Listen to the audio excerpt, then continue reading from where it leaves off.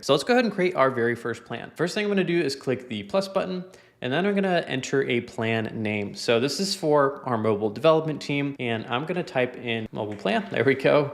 And I'm gonna set the access to open because I don't mind if everybody else sees this, or I could add work to this plan from here, which I'll do with my first project, which is going to be the mobile planning or mobile development project.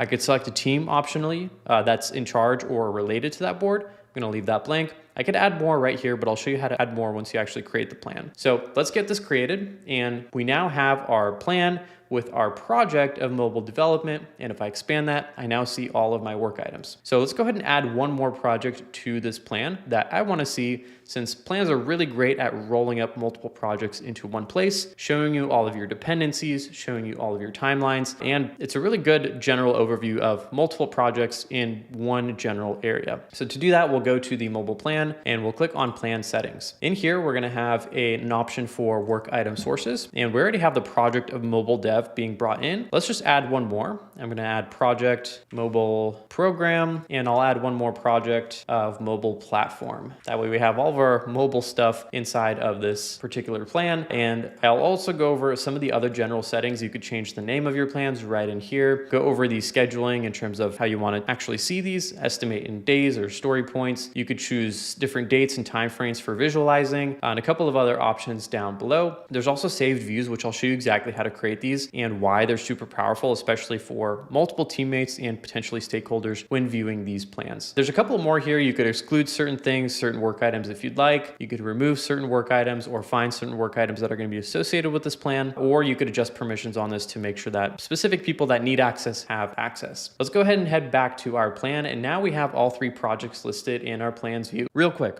I know this looks like a lot, and if you'd rather just have me and my team help implement exactly what I'm showing you in this video, that is exactly what we do. If you're interested, hit the first link in the description below.